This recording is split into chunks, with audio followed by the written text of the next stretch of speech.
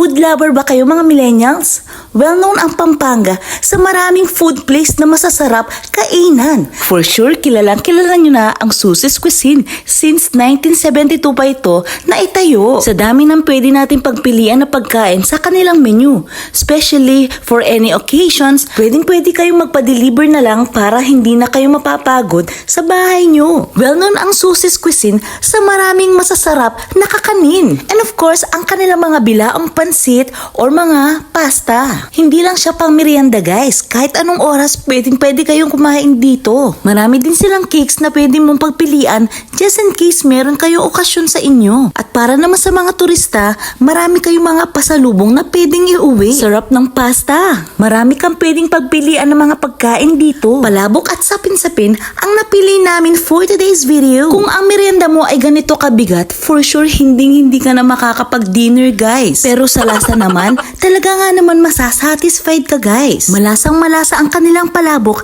at ang daming sahog. At ang kanilang pangmalakasang sapin-sapin na sobrang favorite ko din. Marami ng branches ang Susie's Cuisine. Kaya pag may okasyon kayo, marami kayong option kung anong pwede nyong ipa-deliver. And of course, ang kanilang pangmalakasang halo-halo na very creamy at maraming sahog. Kung mainit ang ulo mo, for sure kakalma ka dito. For sure mga millennials, nagugutom na rin kayo at gusto nyo nang magmerienda. But wait, there's more of food place in Pampanga. Next destination naman tayo mga millennials, dito lang yan sa Toll House. Well known din sa masasarap na merienda, ang Toll House. Since 1988, naitayo na ito. Tignan nyo naman ang kanilang place, ang laki at ang ganda. Marami na rin silang mga branches kung saan pwede ka rin magpa-deliver. Marami kayong options kung anong trip nyong kainin. Ito ang kanilang menu.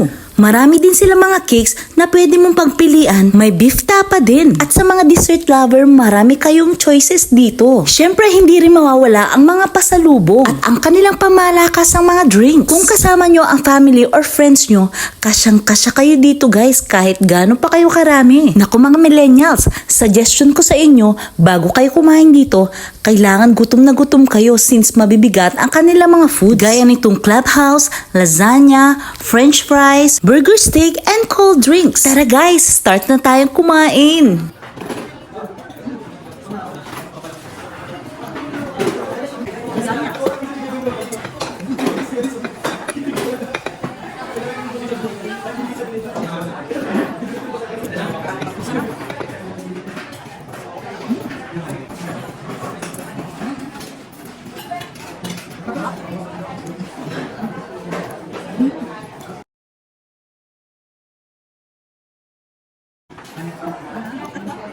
Burger steak.